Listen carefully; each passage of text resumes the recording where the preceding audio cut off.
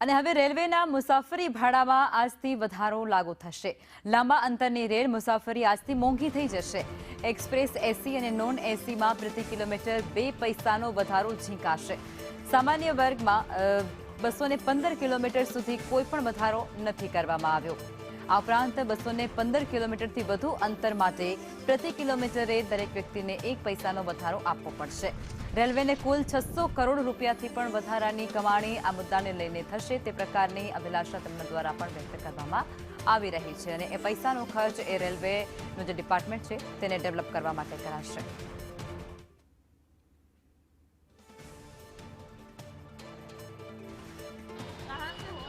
अभी बिहार से।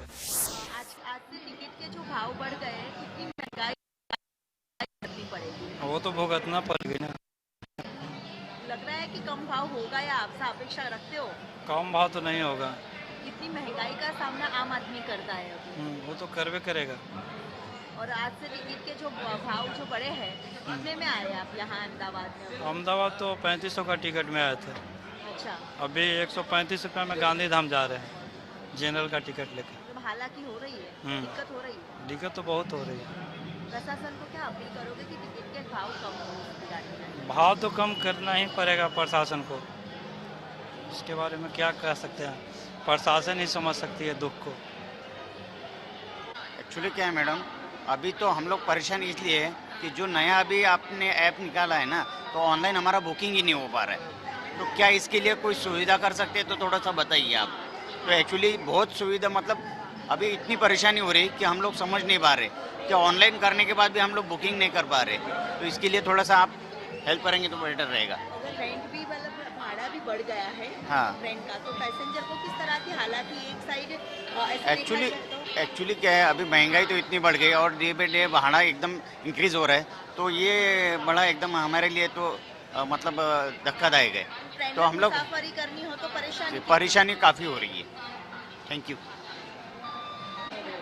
एक तरफ મોંઘવારીના મારમાં આજે 2 પૈસાથી લઈને 10 રૂપિયા સુધીનો વધારો, પેસેન્જરોને કેટલી હાલાત એમાં એવા છે, આમ જોવા જઈએ તો બહુ ખરાબ હાલાત છે। એક તો અત્યારે મંદીનો માહોલ છે અને ચારો તરફ આવું જવું પણ ફરજિયાત છે અને મુસાફરોને બધી રીતે તકલીફ છે। બધા વ્યવહાર સાચવવાના, મુસાફરી કરવાની, ધંધો બંધ કરવાનો, ટાઈમ ખોટી કરવાનો અને એક બાજુ આ ભાડાનો વધારો, એટલે બધી મુસાફરોને તકલીફ તો છે જ।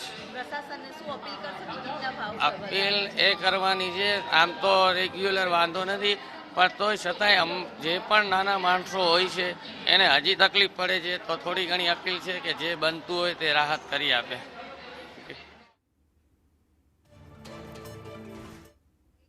હવે રેલવે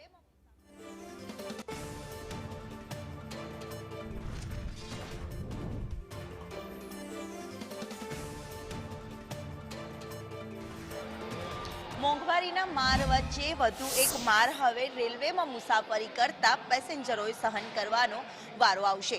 જી હા, ભારતીય રેલવે વિભાગ તરફથી નાનકડો એવો ભાવ વધારો છે, જે ટિકિટના દરોમાં આજથી અમલ કરવામાં આવ્યો છે અને હવે પેસેન્જરોને પણ હાલાકીનો સામનો કરવાનો વારો આવ્યો છે। એસીમાં પ્રતિ કિમી 2 પૈસાનો વધારો, જ્યારે નોન એસીમાં 500 કિલોમીટરની સુધીની મુસાફરીમાં 10 રૂપિયાનો વધારો કરવામાં આવ્યો છે, જેને લઈને પેસેન્જરોએ રાહત મળે તેવી આશા વ્યક્ત કરી છે।